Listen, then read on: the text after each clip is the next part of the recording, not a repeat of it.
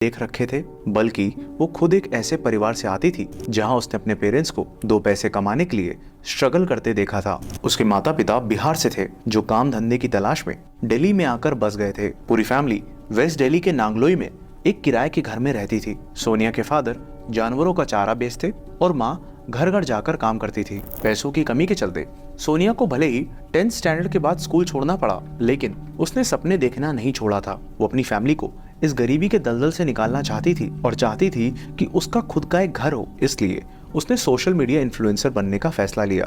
पढ़ाई छूटने के बाद उसने अपने कुछ सेविंग से एक स्मार्टफोन खरीदा और इंस्टाग्राम पर रील्स बनाना शुरू कर दिया। जब पेरेंट्स काम के लिए घर से चले जाते तो वो घर के सारे काम निपटाने के बाद दिन भर रील्स बनाती रहती। वो कॉन्फिडेंट थी कि अगर वो रेगुलरली कंटेंट अपलोड करती रहेगी तो एक दिन उसकी फॉलोइंग इतनी बढ़ जाएगी कि उसे पेड अपॉर्चुनिटीज मिलने लगेंगी। वो ऑफन अपनी रील्स को शूट करने दिल्ली शहर के पॉपुलर स्पॉट्स जैसे कनॉट प्लेस पर भी जाती। इसके रिजल्ट्स भी उसे दिखने लगे जब उसकी फॉलोइंग बढ़ने लगी। इन सब के साथ उसने सिलाई का काम भी सीखना शुरू किया ताकि वो रील्स के लिए खुद के डिजाइनर कपड़े सिल सके।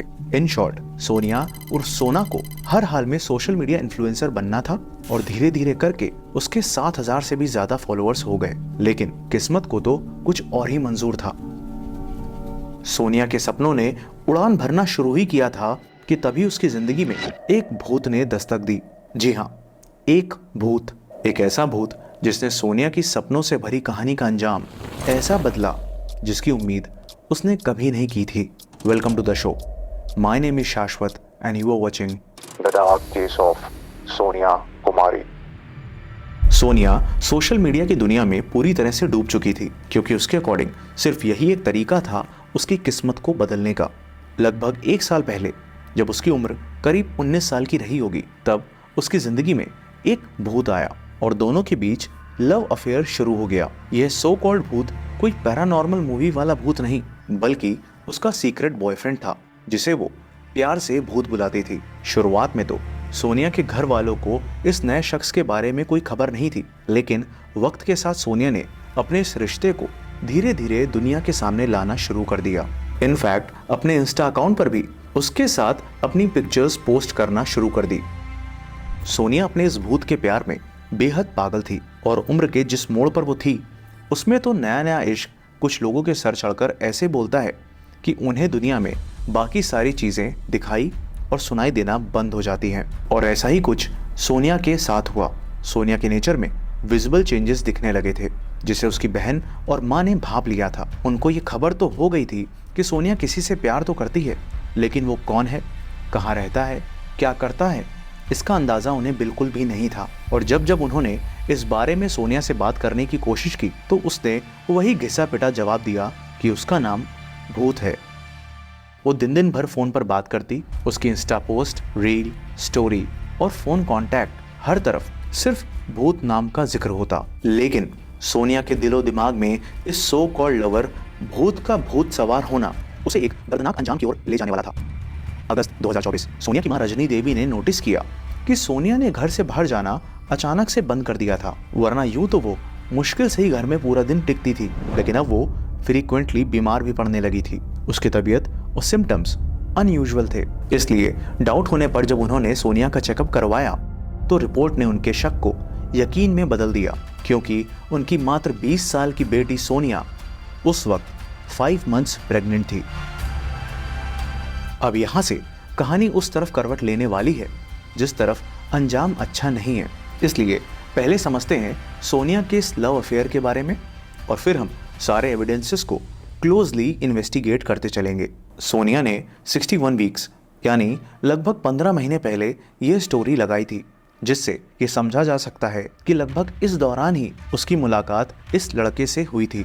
सोनिया ने लड़के का नाम संजू बताया था, जिसे वो प्यार से अपना भूत बुलाती थी। वो हरियाणा से बिलोंग करता था, लेकिन रेंट पर अपनी फैमिली के साथ सोनिया के घर के पास ही रहता था।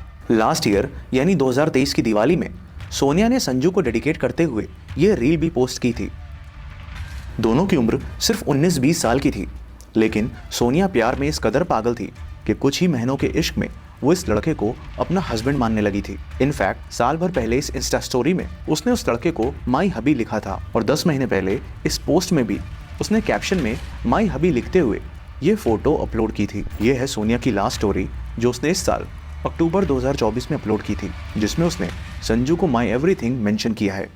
अक्टूबर 2024 को सोनिया प्रेगनेंसी के 7th मंथ में एंटर कर चुकी थी। उसने अपनी फैमिली में ओपन कर दिया था कि संजू ही इस बच्चे का पिता है और वो पूरी जिंदगी संजू के साथ बिताना चाहती है, क्योंकि उसने हर तरह से उसे अपना हस्बैंड मान लिया है। वहीं संजू ने सोनिया को बता रखा था कि भले ही वो अपने माँ बाप और बड़े भाई एंड भाभी के साथ रहता है, लेकिन उन्होंने उसे बेदखल कर रखा है। डिलीवरी डेट नज़दीक आ रही थी और सोनिया अपनी नई जिंदगी की शुरुआत के लिए एक्साइटेड थी। उसकी संजू से कोई शादी नहीं हुई थी, लेकिन फिर भी इस साल 20 अक्टूबर 2024 को उसने करवा चौथ का व्रत रखा था।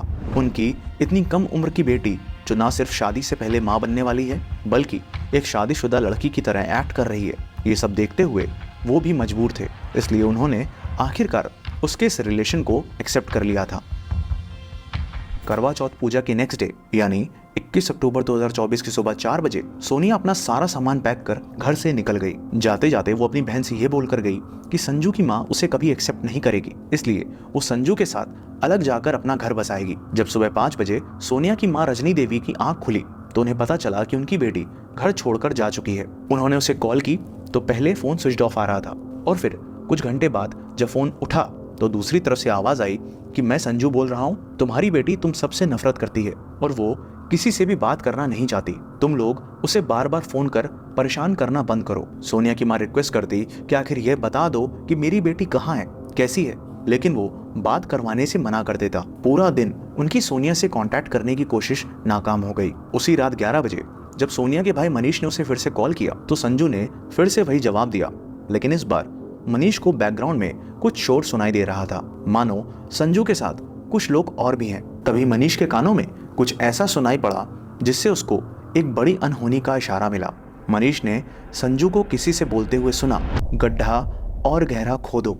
दिल में बैठा यह डर बहुत बड़ा था, इसलिए सोनिया के सभी घर वाले नांगलोई पुलिस स्टेशन में मिसिंग कंप्लेन दर्ज कराने पहुंचे, लेकिन पुलिस ने यह कहते हुए कंप्लेन फाइल करने से मना कर दिया कि लड़का और लड़की दोनों ही बालिग है और आपकी बेटी अपनी मर्जी से गई है, इसलिए वो उसमें कुछ नहीं कर सकते।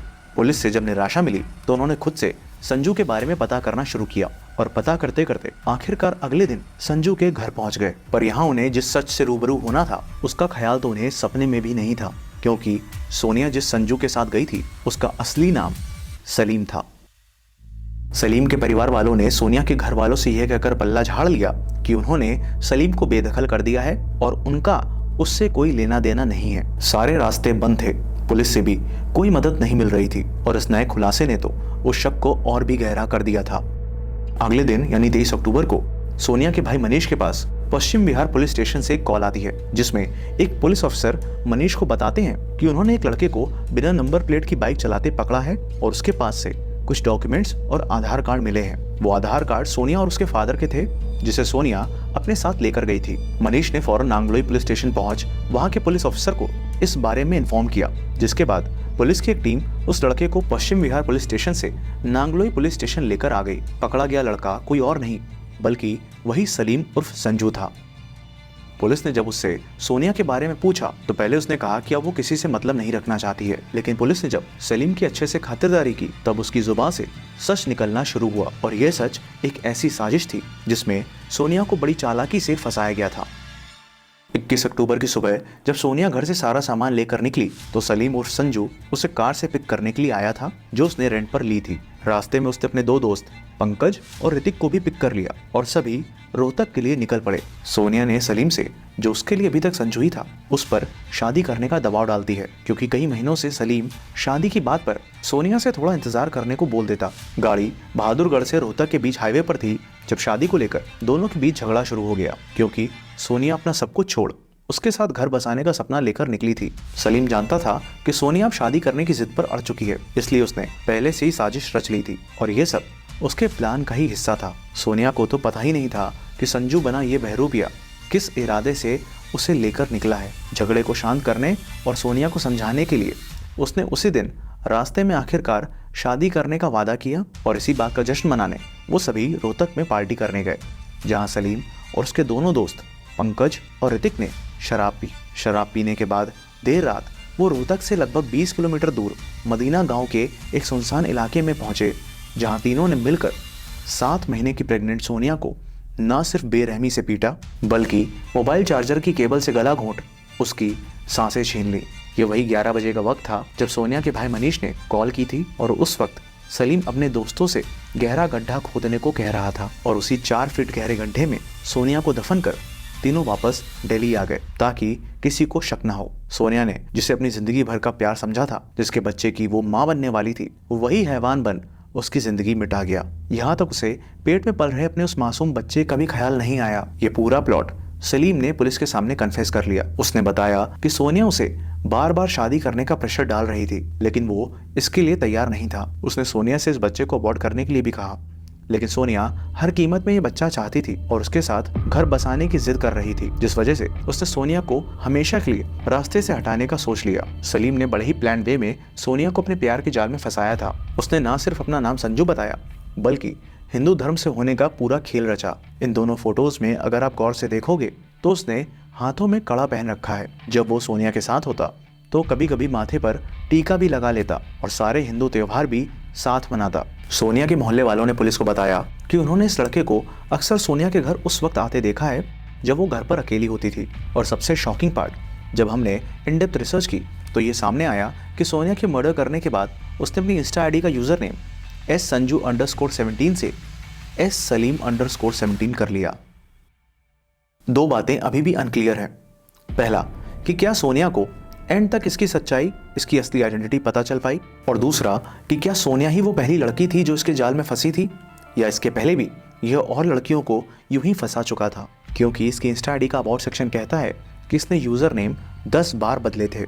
बट एक बात जो एकदम क्रिस्टल क्लियर है वो ये है कि सलीम का इंटेंशन सोनिया के साथ सिर्फ और सिर्फ फिजिकल रिलेशन बनाने का था। उसको सिर्फ अपनी हवस मिटानी थी, जिसके लिए उसने सोनिया से प्यार का ढोंग किया, शादी का वादा कर उससे संबंध बनाए, जिस वजह से वो प्रेग्नेंट भी हो गई।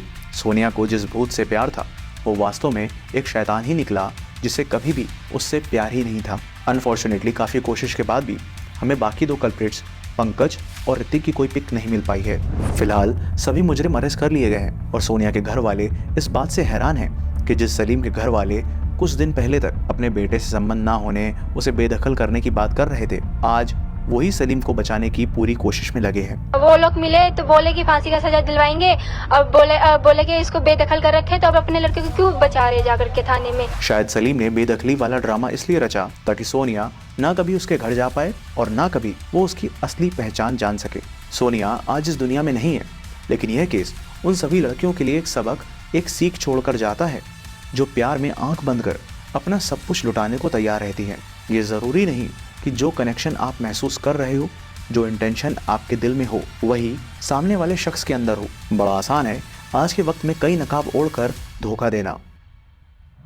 इसका मतलब ये बिल्कुल भी नहीं है कि आप अपने आसपास सभी पर शक करने लग जाएं, लेकिन ये बेहद ज़रूरी है कि किसी रिश्ते में आगे बढ़ने से पहले थोड़ा ठहरें, थोड़ा वक्त लें, क्योंकि मैंने पहले भी कहा है कि इन सब सिचुएशंस में वक्त ही आपका सबसे अच्छा। सितंबर 2024, अहमदाबाद रेलवे स्टेशन। सीसीटीवी कैमरे में दिख रहे इस शख्स पर पुलिस को लैपटॉप चोरी करने का शक था, लेकिन उन्हें अंदाजा नहीं था कि नीले सूटकेसेस ले जाते जिस शख्स पर उन्हें एक मामूली चोर होने का शक है, वो असल में एक ऐसा अपराधी है जिसके कारनामों के बारे में दुनिया को उस दिन से पहले कभी कुछ पता ही नहीं था। और ये सभी काले राज तब खुलने शुरू हुए जब वंदे भारत एक्सप्रेस में सफर कर रहे एक पैसेंजर ने ट्रेन में उसके लैपटॉप चोरी होने की रिपोर्ट दर्ज करवाई। वंदे भारत एक्सप्रेस जैसी प्रीमियम ट्रेन में किसी का सामान चोरी करना इतना आसान नहीं होता, क्योंकि इसके हर कोच में फिश आई कैमरास लगे होते हैं जो वाइड एंगल व्यू में हर एक्टिविटी को रिकॉर्ड कर रहे होते हैं। इसमें बाकी ट्रेन की तरह क्राउड भी नहीं होता, सिर्फ वही लोग होते हैं जिनकी सीट रिजर्व होती है। इसीलिए वेस्टर्न रेलवे पुलिस ने लैपटॉप चोरी की कंप्लेन पर सीसीटीवी फुटेजेस चेक करनी शुरू की और इस इन्वेस्टिगेशन को लीड कर रहे थे वेस्टर्न रेलवे के एसपी बलराम मीना जी।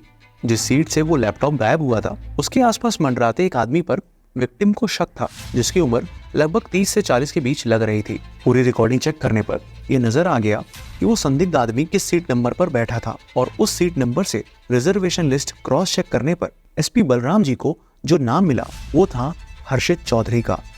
यह आदमी ट्रेन से उतरकर स्टेशन से बाहर जाते हुए सीसीटीवी में रिकॉर्ड भी हो गया, सिंस उसने रिजर्वेशन करने के लिए आधार कार्ड का यूज किया था, इसलिए रेलवे पुलिस को उसकी कॉन्टैक्ट डिटेल्स भी मिल गई। पुलिस ने जब हर्षित चौधरी को कॉल किया तो वो रिएक्शन सुन सरप्राइज रह गए। हर्षित चौधरी ने एक्सेप्ट किया कि लैपटॉप गलती से उसके पास आ गया है और वो उसे वापस लौटाने आ रहा है। अगर आप ऐसी सिचुएशन में खुद को रखो जिसमें अगर गलती से आपके पास किसी का कोई कीमती सामान आ जाए या फिर छूट जाए, तो ऐसे में या तो आप खुद से रिस्पेक्टिव ओनर को कांटेक्ट करने की कोशिश करोगे या फिर सीधे कंसर्न अथॉरिटीज को इन्फॉर्म कर दोगे कि सो एंड सो आइटम आपके पास गलती से आ गया है, ना कि आप वेट करोगे कि पुलिस आपको कॉल कर पूछे एंड तब आप डिस्क्लोज करो। यही वजह थी कि जब वो लैपटॉप लौटाने पुलिस स्टेशन आया तो पुलिस ने उससे कुछ जनरल सवाल किए। उसने सोचा कि मैंने तो खुद से एक्सेप्ट कर लिया कि गलती से आ गया है, तो इसमें क्वेश्चनिंग का तो कोई पॉइंट ही नहीं है, फिर भी पुलिस वाले खामखा इंटरोगेट क्यों कर रहे हैं। इसी बात पर भड़क कर उसने अपना परिचय दिया। उसने पुलिस को धौंस दिखाते हुए कहा कि जिसे वो चोर समझने की गलती कर रहे हैं वो असल में आर्मी का एक रिस्पेक्टेड ऑफिसर है और उसका पूरा नाम मेजर हर्षित चौधरी है। अब यह खुलासा पुलिस के लिए भी सरप्राइजिंग था। आर्मी ऑफिसर वैसे भी रिस्पेक्टेड होते हैं, ऐसे में यूं ही शक के बिना पर पुलिस भी आरोप नहीं लगा सकती थी। ऊपर से जब उसने ना सिर्फ गलती एक्सेप्ट कर ली हो बल्कि खुद चल के वापस करने भी आ गया हो, ऐसे में जनरली पुलिस कही गई सारी बातों को एज इट इज सच मानते हुए एक्सेप्ट कर लेती और यह केस यही खत्म हो जाता। बट तारीफ करनी होगी एसपी बलराम मीना जी की, जिन्होंने अपने ऊपर ना सिर्फ खुद को मेजर हर्षित बताने वाले इस आदमी की धौंस को हावी नहीं होने दिया, बल्कि उन्हें उसके एक्सट्रीम डिफेंसिव एटीट्यूड पर शक भी हो गया, क्योंकि वो बार बार अपनी पोजीशन की धमकी दे रहा था, जिसके चलते उन्होंने सवाल पूछना जारी रखा और उन्हीं की बदौलत दुनिया के सामने खुद को मेजर हर्षित चौधरी बताने वाले इस आदमी का बेहद घिनौना रूप सामने आ गया। Welcome to the show. My name is Shashwat and you are watching the dark case of fake major. इस केस को शुरू करने से पहले मेरी रिक्वेस्ट है कि इस डॉक्यूमेंट्री के लास्ट पार्ट में कुछ अहम मैसेज है जो मैं चाहता हूँ सब तक पहुँचे, ताकि समाज में घूम रहे ऐसे अपराधियों से बचने में आपको थोड़ी सी मदद मिल सके। एसपी ने जब उस आदमी से जो खुद को मेजर हर्षित बता रहा था अहमदाबाद आने का रीज़न पूछा तो उसने बताया कि वो ड्यूटी से लीव लेकर यहाँ पर अपने रिश्ते के लिए लड़की देखने आया है। जब उससे उन्होंने लीव ऑर्डर मांगा तो उसने बहाना बना दिया कि वो ऑर्डर घर पर है। एसपी बलराम को अंदर ही अंदर उसकी कही किसी भी बात पर विश्वास नहीं हो रहा था, इसलिए उन्होंने बैक चैनल्स के थ्रू आर्मी ऑफिसर से कांटेक्ट किया और हर्षित चौधरी के आधार और उसकी गवर्नमेंट आईडी क्रॉस वेरिफिकेशन के लिए सेंड कर दी।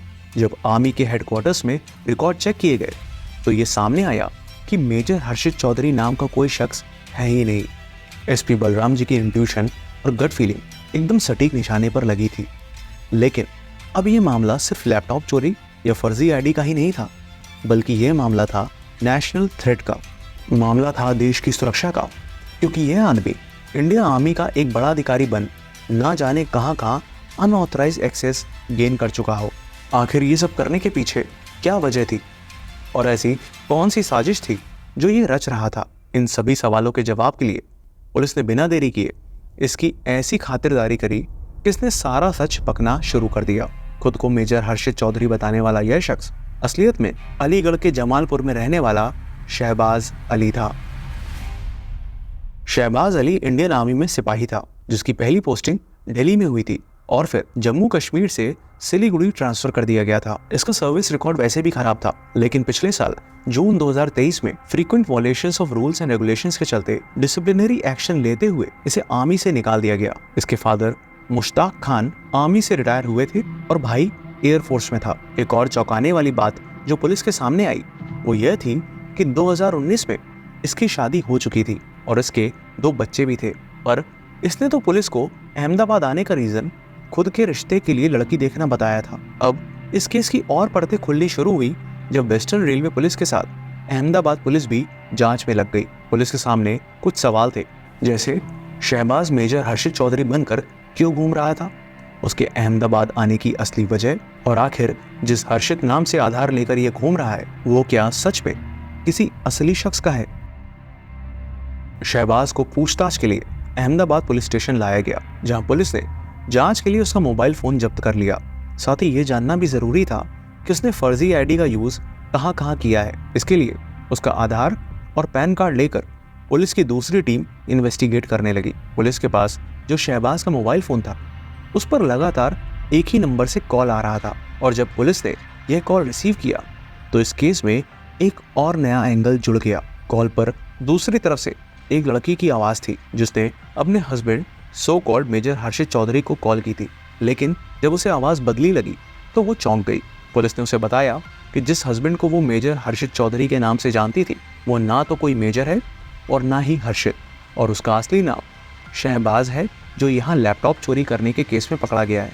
ये सुनते ही उस लड़की के पैरों तले जमीन खिसक गई। उसके सामने वो सभी मंजर घूमने लगे जो बीते 1 साल में उसने देखे और सहे थे, और उसको ये समझ आ गया कि आखिर कैसे शादी के मात्र कुछ महीने बाद ही उसके हालात बद से बदतर हो गए। उस लड़की ने पुलिस को बताया कि आज से लगभग 17 महीने पहले 5 अप्रैल 2023 को उसकी शादी इस आदमी से अलीगढ़ के एक मंदिर में हुई थी। झारखंड की रहने वाली यह लड़की धर्म से हिंदू थी और दोनों की मुलाकात शादी.com से हुई थी, जहां शहबाज ने अपना नाम मेजर हर्षित चौधरी मेंशन किया हुआ था।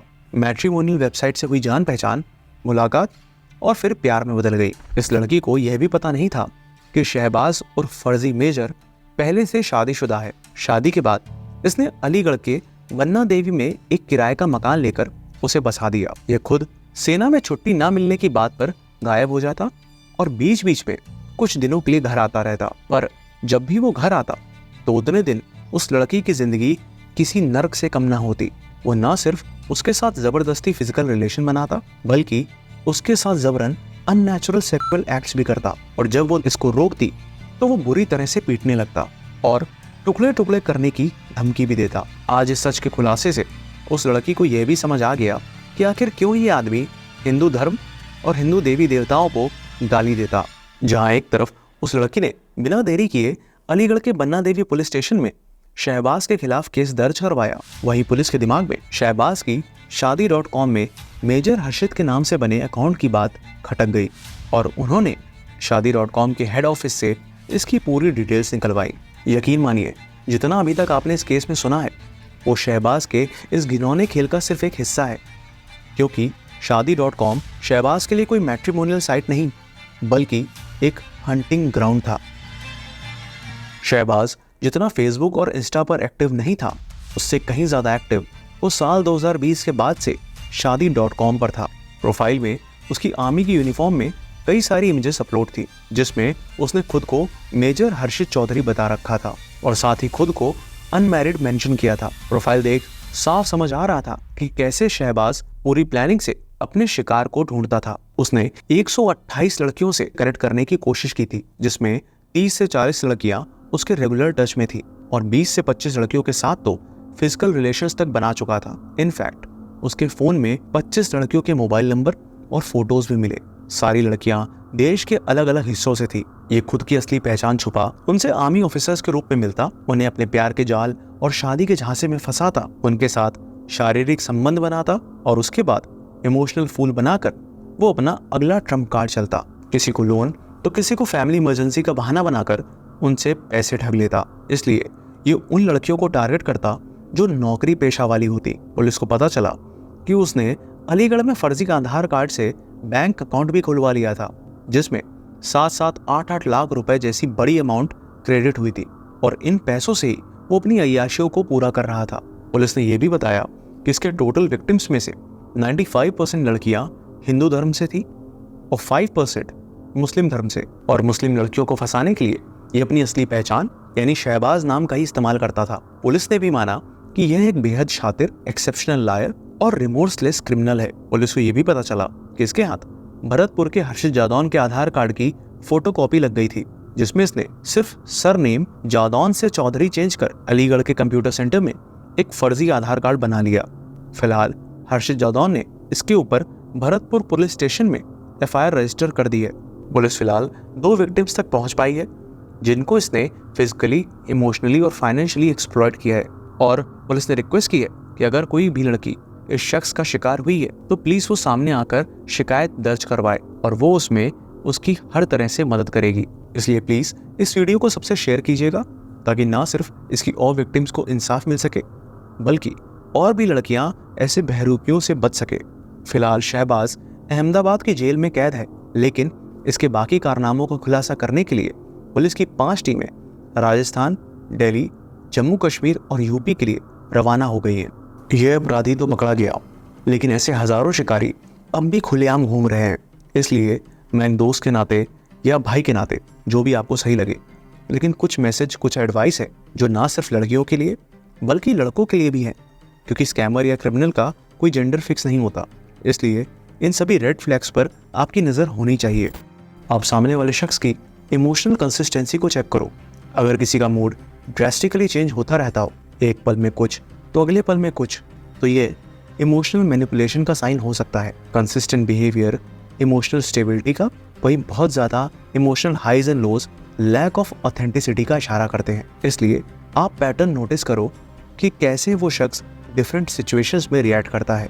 आप समय समय पर उनकी लाइफ स्टोरी से जुड़े सवाल पूछो, भले ही आप उन्हें पहले भी पूछ चुके हो और आपको वो जवाब याद हो। चेक करो कि कहीं सेम स्टोरी के अलग अलग वर्जन तो नहीं, क्योंकि जेन्युइन पर्सन के नैरेटिव्स यूजुअली कंसिस्टेंट होते हैं। वहीं कॉन आर्टिस्ट अपने ही झूठ के जाल में फंस जाता है।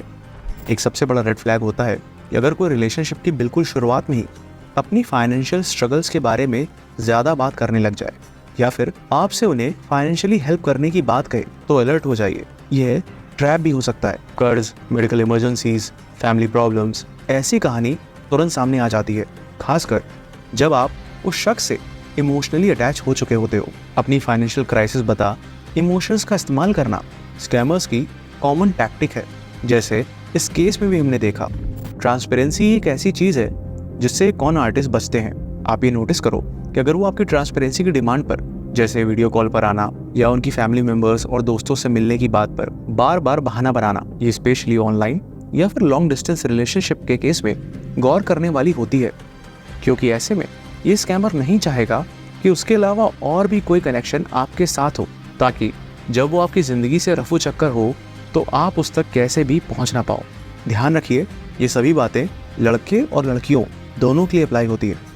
प्यार या किसी के साथ की चाहत में कभी कभी सामने वाला शख्स डीपर कनेक्शन के नाम पर फिजिकली जुड़ने का प्रेशर डाल देता है, बट ट्रस्ट मी, इंटीमेसी का मतलब सिर्फ क्लोजनेस नहीं होती, बल्कि it's more about trust, respect and understanding. Please don't feel obligated कि आपको इन फीलिंग्स को प्रूव करने के लिए फिजिकली इंटीमेट होना ज़रूरी है। आज के समय में स्पेशली जब रिश्ते ऑनलाइन ज़्यादा बिल्ड होते हैं, वहाँ बड़ा आसान होता है चार्म और अफेक्शन का नकाब पहन किसी को धोखा देना। ऐसे में आपका अगर कोई सबसे सच्चा साथी है तो वो है वक्त। इसलिए किसी के करीब जाने के पहले आपको वक्त देना होगा किसी का ट्रू कैरेक्टर और रियल इंटेंशन समझने और जानने के लिए।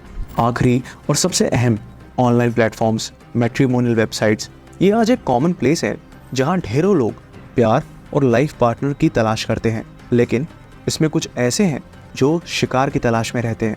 सिंसियर और लविंग होने का प्रिटेंड कर इमोशनल मैनिपुलेशन से एक्सप्लॉइट करना, ये उनका पेशा होता है। ऐसे में आप इन सभी बातों का ध्यान रखिए।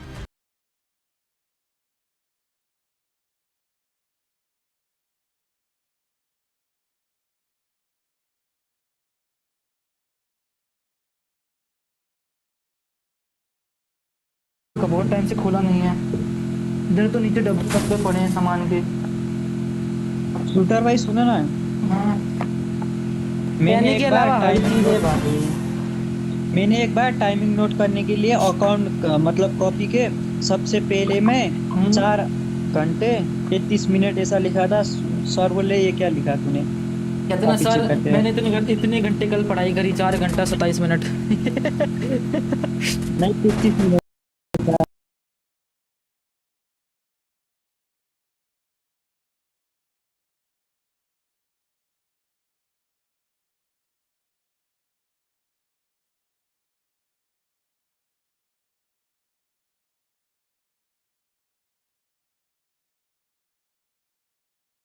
दोस्तों YouTube हमारे लिए एंटरटेनमेंट और नॉलेज पाने के लिए बहुत बढ़िया जगह है। YouTube पे हर एक मिनट 100 घंटे से भी ज्यादा का कंटेंट अपलोड होता है, तो जाहिर सी बात है उनमें से बहुत कुछ अनदेखा रह जाता है। कई सारी चीजें ट्रेंडिंग पे चली जाती हैं या फिर कुछ छुपी रह जाती हैं और रहस्य बन के रह जाती हैं। ऐसे ही YouTube पे बहुत सी रहस्यमयी वीडियोस और चैनल्स हैं जो कि आपको नहीं पता। तो आज मैं ऐसे ही कुछ चैनल्स के बारे में आपको बताने वाला हूँ जो कि काफी ज्यादा मिस्टीरियस है। जैसे जैसे वीडियो आगे चलती जाएगी चैनल और भी ज्यादा डिस्टर्बिंग होते चले जाएंगे।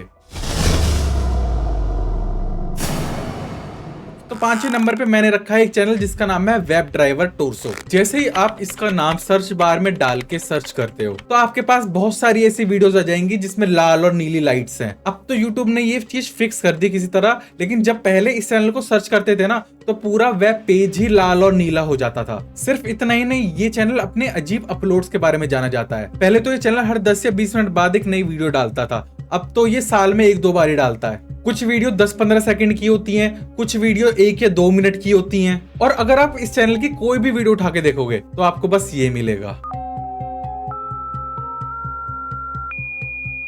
इस चैनल पे कई लाख से भी ज्यादा वीडियोस हैं, आप समझ सकते हो, कई लाख, और उसमें सारी वीडियोस में सिर्फ ये चीजें भरी हुई हैं। ये कुछ अलग तरीके से किसी पैटर्न में लाल नीले रंग के स्ट्रिप्स और एक कुछ आवाज अजीब सी कोई साउंड सा, एक अलग तरीके के पैटर्न में ही होती हैं सारी चीजें। कई लोग इसे इल्यूमिनाटी से जोड़ते हैं, कई लोग इसे एलियन लाइफ से जोड़ते हैं, और ये चैनल 11 साल से वीडियोस अपलोड कर रहा है और इस पे 6 लाख से ज्यादा वीडियोस है, लेकिन अभी तक इसकी वीडियोस का रहस्य एक रहस्य बन के रहा हुआ है। दोस्तों नंबर 4 पे जो हमारे पास चैनल है उसका नाम है नासा जिम 108। कहते हैं कि इस चैनल को बनाने वाला कोई जो बंदा है ना, वो नासा का पहले रहा कोई कर्मचारी था, जिसने नासा के लिए 1999 से 2004 तक काम किया। जिसमें आपको ज्यादातर वीडियोस में ये मिलेगा कि जो आदमी है इस वीडियो में जो बता रहा है वो नासा और एलियंस के कनेक्शन के बारे में बताता है। इन वीडियोस को बनाने वाला जो आदमी है वो ये दावा करता है कि उसने नासा के लिए काम किया हुआ है और उसे नासा का हर एक सीक्रेट मालूम है। वो अपनी वीडियोस में बताता है कि जो नासा है वो एलियंस के साथ काम कर रही है नई टेक्नोलॉजीज को पाने के लिए। और इसके अबाउट सेक्शन में पता क्या लिखा हुआ है कि these R series of videos that my client requested. कल बिल्कुल बात नहीं करती, पर जब वो बात करती है। वैसे आजकल मुझे बात करने में परेशानी हो रही है। यूको, तुम बीमार हो या कुछ और है? नहीं, मैं बिल्कुल भी बीमार नहीं हूँ, मुझे कुछ नहीं हुआ है। और अब तो उसने स्कूल आना भी बंद कर दिया है।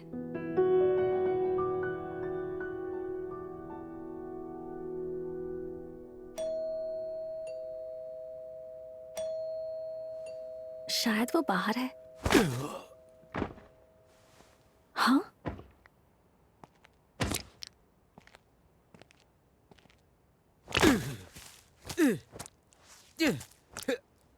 हम इन्हें कितनी देर से मार रहे हैं पर ये खत्म ही नहीं हो रहे हैं। शायद इसलिए क्योंकि यहाँ नमी बहुत है और धूप कम। सुनो, मुझे थोड़ा नमक देना दो। बेटा तुम यहाँ बहुत दिनों बाद आई हो। Hello aunty. यूको से मिलने आई हो है ना? वो अपने कमरे में है। यूको देखो तुमसे मिलने कौन आया है। यूको? यूको तुम्हारे मुंह में कुछ हुआ है क्या बेटा? दूर रहो मुझसे, मेरे करीब मत आओ। यूको? क्या हुआ है यूको?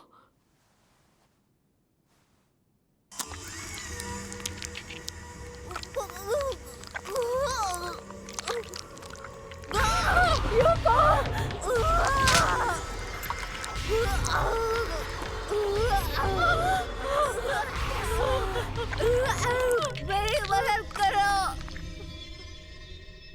हमारे पास और कोई रास्ता नहीं है। तो क्या करें हम? चलो बाथटब में नमक भरकर यूको को उसमें डाल देते हैं। हो गया। हमें ये करना होगा। यूको अब तुम अंदर जाओ, तुम ये कर सकती हो। अंदर जाने के बाद तुम्हें अपना मुंह पूरा खोलना होगा, ठीक है?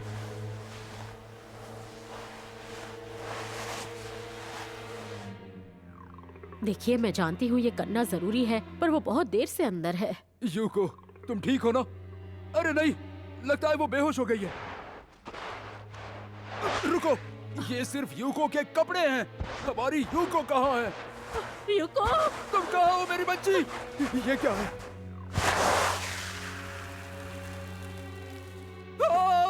मेरी प्यारी बच्ची का शरीर कहाँ चला गया? ध्यान से देखिए, उसकी गर्दन के नीचे उसकी छोटी सी बॉडी है।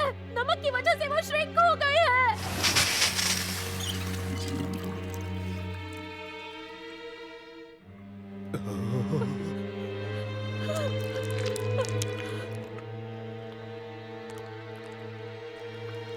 जाहिर है वो अभी भी उनके गार्डन में ही रहता है, एक स्नेल की तरह, चारों ओर एक शेल के साथ।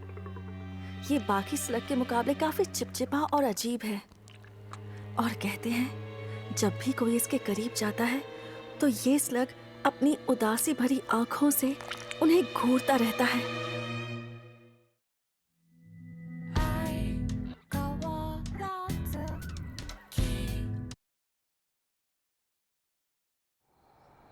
僕の部屋から隣の家の裏庭が見える。あまり日の当たらない。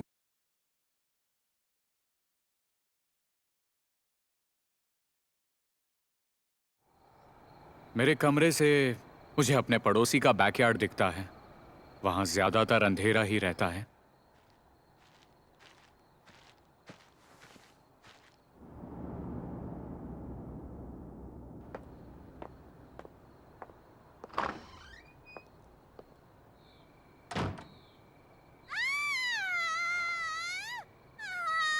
रीना चांद जो मेरे पड़ोस में रहती है वो मुझसे कुछ साल छोटी है, पर मैंने देखा है वो अक्सर बीमार रहती है और कभी घर के बाहर नहीं निकलती।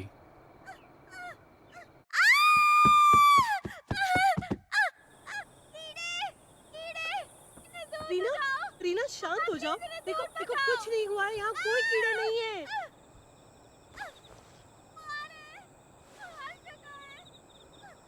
शायद वो कीड़ों से बहुत नफरत करती हैं।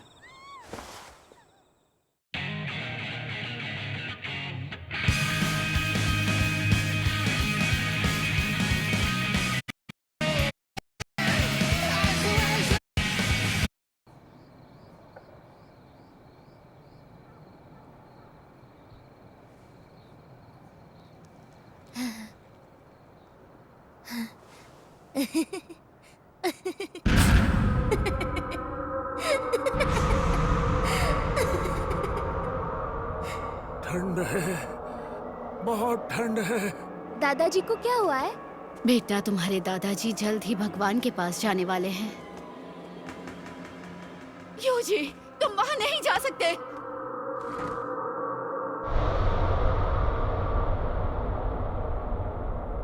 ये मर चुके हैं।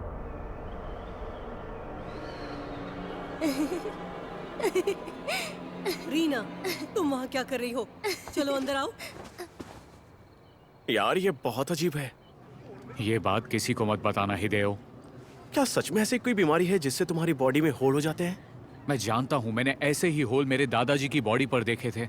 जब मैंने घर वालों से पूछा तो उन्होंने कहा कि मैं सपना देख रहा था। उन्होंने इस बात से इनकार कर दिया। मैं उन्हें गुनहगार नहीं समझता। तुम रीना चांद के बारे में क्या कहोगे? तुमने उसे इतने करीब से नहीं देखा होगा, है ना? मैं तो कॉम्बो बी लूंगा, वो बहुत भरा हुआ होता है। हेलो, कोई है? ओह हिडियो, बहुत दिनों बाद आए। यूजी, हिडियो आया है। ए, अंदर आ जाओ। हाँ ठीक है, अभी आता हूँ। तुमने रीना के बारे में जो कहा था वो मैंने अपनी मॉम को बताया। क्या कहा? मैंने तुम्हें मना किया था ना। अरे यार मेरी बात तो सुनो। मेरी मॉम उसके बारे में जानती है। वो उसकी नर्स हुआ करती थी। जब रीना पैदा हुई थी तब वो वहीं पर थी। उन्होंने मुझे ये बताया कि वो पैदा होने के बाद रो भी नहीं रही थी। उन्होंने बहुत कोशिश की पर वो सांस भी नहीं ले रही थी। इसका मतलब वो मर चुकी थी, है ना? पर पता नहीं कैसे वो बच गई। इतना ही नहीं, कुछ दिनों बाद उसकी बॉडी पर बहुत सारे होल्स होने लगे।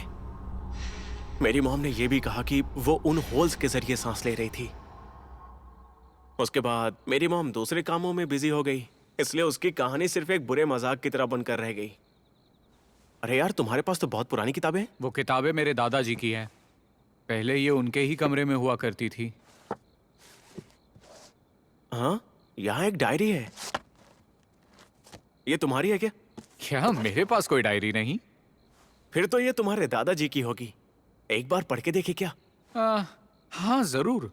शायद इस डायरी से हमें पता चल जाए कि उनकी मौत की वजह आखिर क्या थी।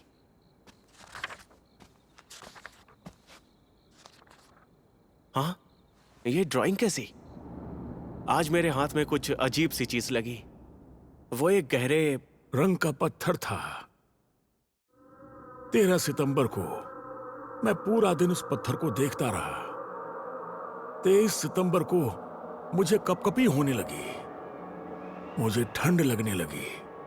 पता नहीं अचानक से मेरी पूरी स्किन पर यह क्या उभरने लगा है। 25 सितंबर की दोपहर एक डॉक्टर आया जिसे किसी ने बुलाया नहीं था। उसने मुझे इंजेक्शन लगाया। 27 सितंबर। मुझे यकीन नहीं हुआ, मेरी बॉडी पर ये सारे होल्स खुल गए थे। मैं महसूस कर रहा था उन होल्स के जरिए हवा मेरे अंदर आ रही थी। 29 सितंबर। कीड़ों का एक झुंड खिड़की से अंदर आ गया। वो उस हरे पत्थर की तरह दिख रहे थे। वो मेरी पीठ के होल्स के जरिए मेरी बॉडी के अंदर चले गए। मैं उनके चलने को महसूस कर पा रहा था। 2 अक्टूबर। मेरी ताकत खत्म हो चुकी थी। वो होल्स और बढ़ गए थे। वो एक शाप है। उस पत्थर ने मुझे शाप दिया था। अपनी बची खुची ताकत से मैंने वो पत्थर खिड़की से बाहर फेंक दिया।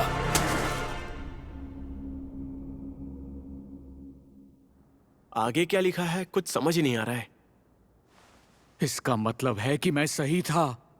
पड़ोस की रीना चान इसी पत्थर की वजह से बीमार पड़ गई है। मजाक तो नहीं कर रहे हो? देखो मुझे इस बात पर यकीन नहीं है। हाँ, क्या ये वही है?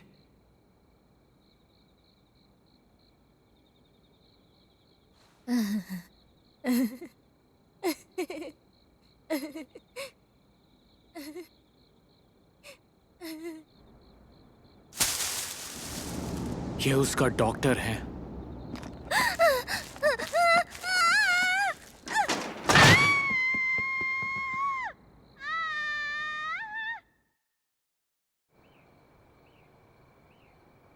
क्या डायरी में उसी रहस्यमय डॉक्टर के बारे में लिखा है जो दादाजी की मौत के वक्त उनके साथ था? मुझे लगता है ये उसके जैसा ही दिखता है। ये मर चुके हैं। अगर यही रीना चांद का डॉक्टर है और अगर वो पत्थर उन्हीं के गार्डन में है और वो डॉक्टर उसे ढूंढ रहा है, शायद रीना चांद के लिए मुझे उन्हें सब कुछ बताना चाहिए।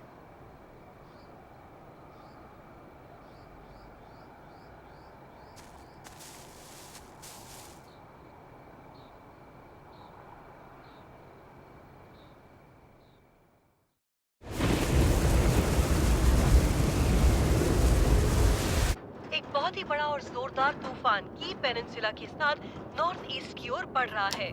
हाँ।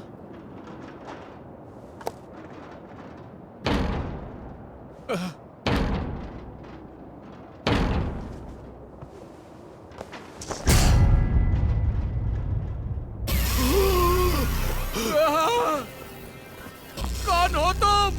यूजी, मैं हूँ हिडियो। मुझे बहुत ठंड लग रही है यार। तुम्हें हुआ क्या है? ये देखो, ये तो वही शापित पत्थर है। जिस दिन हमने डायरी पढ़ी मैंने इसे उठा लिया था। वो लड़की जहाँ पर इशारा कर रही थी ये वही था। मुझे पता नहीं था कि ये शाप सच होगा। मुझे तो लगा ये पत्थर कीमती होगा। इस कमबख्त पत्थर ने मुझे भी जकड़ लिया है। ये सच में शापित है। मेरी बॉडी पर होल्स खुलने लगे हैं यार। और फिर मुझे वो दिखाई दिया, वही शाप का सर्वेंट है। ये पत्थर जहाँ जाता है वो वहाँ आ जाता है। वो आ गया, वो मुझे लेने आ गया।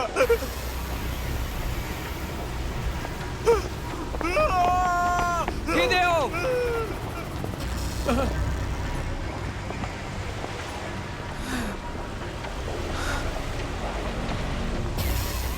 अगले दिन नदी के किनारे हिडेओ की डेड बॉडी मिली। मैं जानता नहीं उस पत्थर का क्या हुआ, लेकिन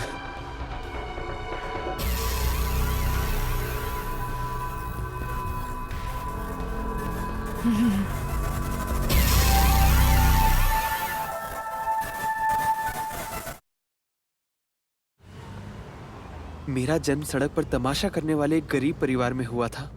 मेरे डैड उस ग्रुप के हेड थे और हम बच्चे मेंबर्स। जहाँ तक मुझे याद है मैं अक्सर सफर करता रहा हूँ। मैं तुम सबको तुम्हारी नए क्लासमेट से मिलाती हूँ। यह है किटावाकी हारुहिको कुन, जिसने क्लास 5-3 में एडमिशन लिया है। इसकी फैमिली पूरे जापान में घूम घूम कर पपेट शो करती है। ये ज्यादा दिन यहाँ नहीं रहेगा, पर उम्मीद करती हूँ तुम इसे अपना दोस्त बनाओगे। मिलकर अच्छा लगा। हारुहिको कुन, मैं हूँ हिदाका किनुको, अच्छा लगा मिलके। ये बताओ तुम रहते कहाँ पर हो? ट्रक में रहता हूँ, वो जो पार्क के बगल में है। क्या कहा? वाह, तुम ट्रक में रहते हो? सुनो, क्या मैं तुम्हारे साथ आ सकती हूँ? ठीक है। वाह, कितनी प्यारी प्यारी डॉल्स है। हाँ, ये क्या चीज है? ओह ये जान पियर है। ये एक जादुई पपेट है और मेरे बड़े भाई को ये बहुत पसंद है। तुम्हारे भाई की पसंद थोड़ी अजीब है ना? मैं तो मजाक कर रही हूँ। अरे यहाँ तो और भी पपेट्स हैं। ये देखो। हाँ? आई एम सॉरी, मैंने तुम्हें डरा दिया क्या?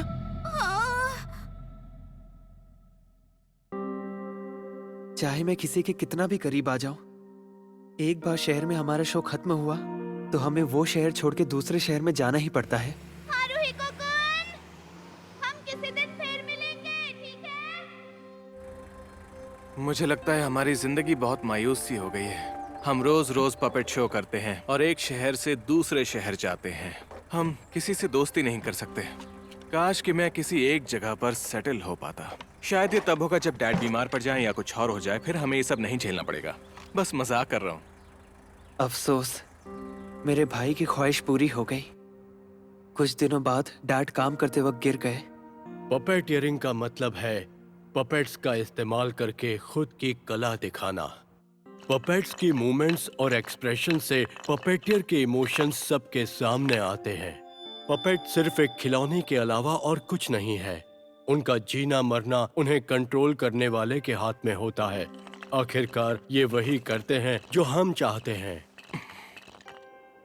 हे हारुहिको, तुम्हें क्या लगता है? किस बारे में?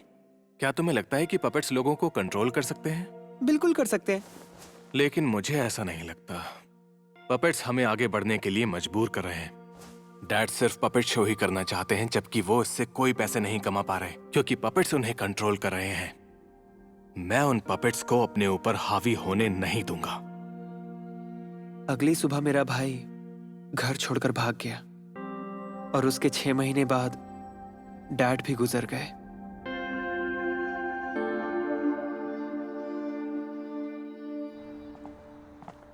भैया, पढ़ाई पूरी होने के बाद मुझे भी नौकरी मिल जाएगी। बुरा लग रहा है कि आपको हम दोनों के लिए फैक्ट्री में काम करना पड़ता है। तुम भी ना नात्सुमी, पागलों जैसी बातें मत करो। एक्सक्यूज मी, जरा सुनिए।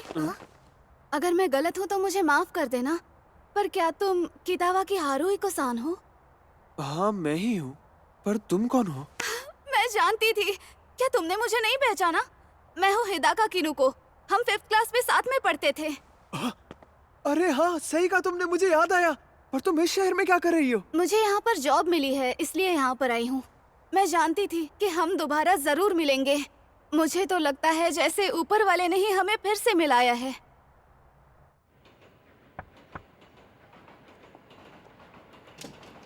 Hey. ये लो हारुहिको, ये तुम्हारे लेटर बॉक्स में था। Thank you. वैसे ये किसने भेजा होगा? ये तो मेरे भाई ने भेजा है। मतलब यूकीहिको भी यही रहता है और उसने खुद का घर भी ले लिया। यूकीहिको भैया का घर तो मैंने जितना सोचा था उससे भी ज्यादा नजदीक है। यही है वो। कौन है बाहर? मैं कितावाकी हारुहिको हूँ। ओह, मुझे खुशी है कि तुम आ गए।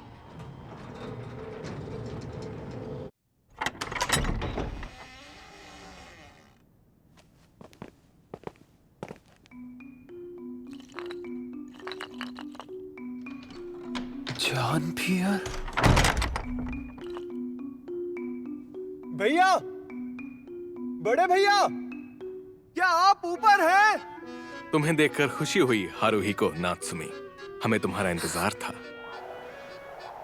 स्वागत है। बहुत दिनों बाद मिले हो, मैंने तुम्हें बहुत मिस किया। इससे मिलो यूकीहिको, ये है मेरी बीवी सुमिरे। आपसे मिलकर खुशी हुई। और ये है मेरा बेटा आयाओ, ये 3 साल का है। इस वक्त ये सो रहा है। अब चलो तुम दोनों अंदर आ जाओ। चाहे कुछ भी हो जाए, जिंदगी कभी नहीं रुकती। जब मैंने घर छोड़ा था तब मेरे पास थोड़े से पैसे और जॉन पियर था।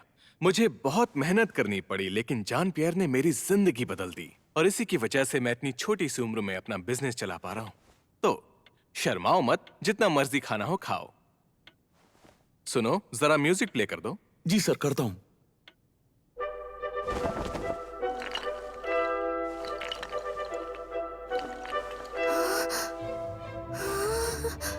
मैंने आज के इस खास मौके के लिए ये लाइफ साइज बैलरीना पपेट्स बनाए हैं।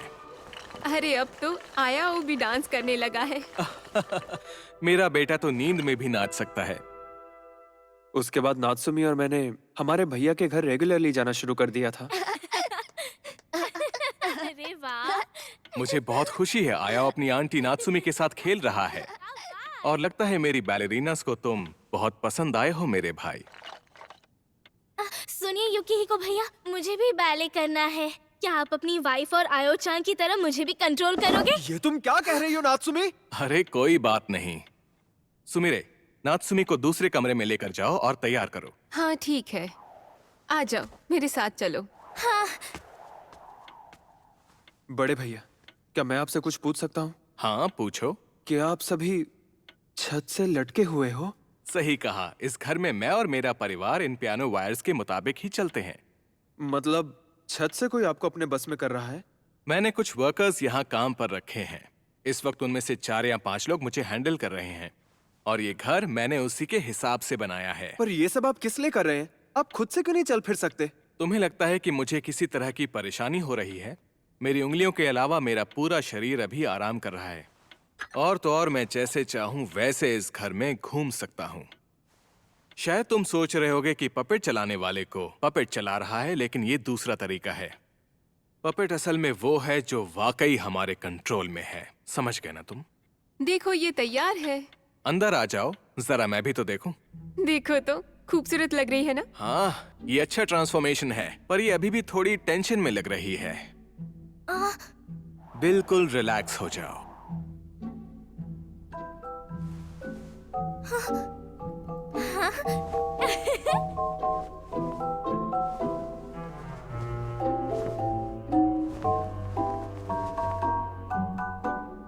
बहुत अच्छे। नात्सुमी, अभी के अभी इन वायर्स को निकाल दो, हमें घर जाना है। क्यों? अरे अरे, नाराज क्यों होते हो? तुम दोनों आज यहीं रुक जाना। माफ करना भैया, पर आपका ये अजीबोगरीब खेल मुझे कुछ ठीक नहीं लग रहा। चलो नात्सुमी। बिल्कुल नहीं। अगर तुम जाना चाहते हो तो तुम अकेले जा सकते हो। मुझे यहाँ अच्छा लग रहा है, मैं यहीं रहूंगी। तुम किनोको-सान या फिर किसी और के साथ क्यों नहीं रहते? बेवकूफों जैसी बातें मत करो। नहीं, कोई बात नहीं। तुम भी हमारे साथ क्यों नहीं रहते हारुहिको? हरगिज नहीं। Thank you so much. Haruhiko san, आजकल तुम मुझे अवॉइड करने लगे हो, ऐसा क्यों? और नात्सुमी-चान कहाँ पर है? दिखाई नहीं दे रही। जब उसने मेरे भाई के बारे में पूछा पर क्या हुआ? तो मैं वो बात टालने लगा था। नहीं कर रहे हो। मुझ में उसे अपने भाई से मिलवाने की हिम्मत नहीं थी।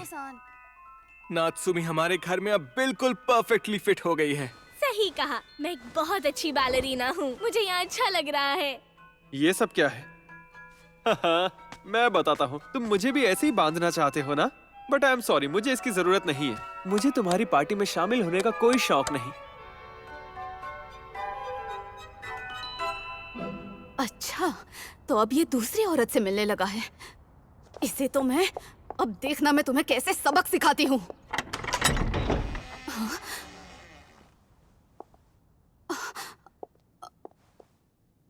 इसने तो मुझे डरा ही दिया था। मैंने ये पपेट पहले भी देखा है।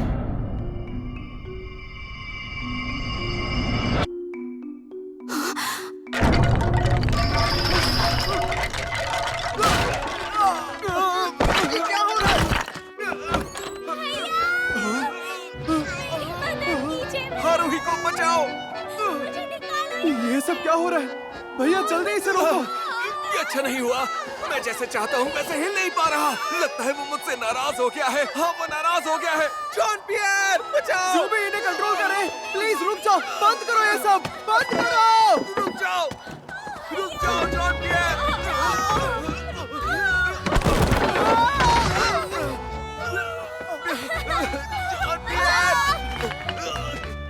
जॉन पियर!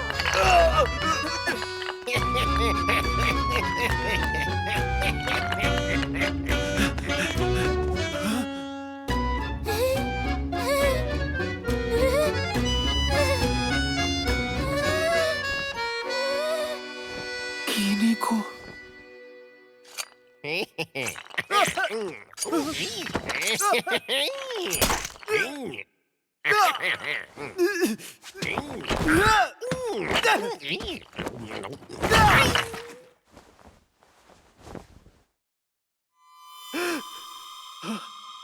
कैसे, ये सब कैसे हुआ? ओनी-चान!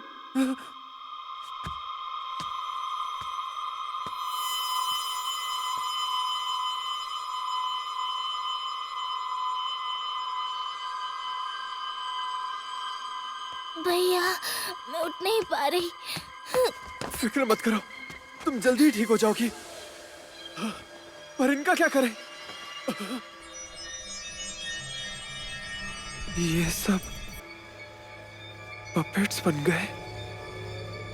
उसके बाद मेरा भाई और उसकी फैमिली पपेट्स बन गए थे। क्या ऐसा इसलिए हुआ होगा क्योंकि एक लंबे अरसे से उन्हें बस में किया गया था, या फिर वो हमेशा से पपेट्स ही थे? मेरी तो कुछ समझ नहीं आया।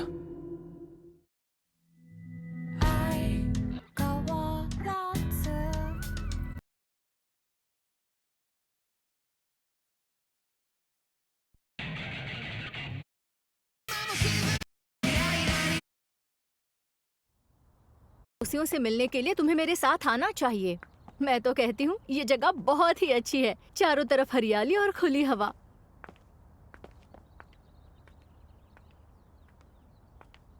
सुनिए मॉम,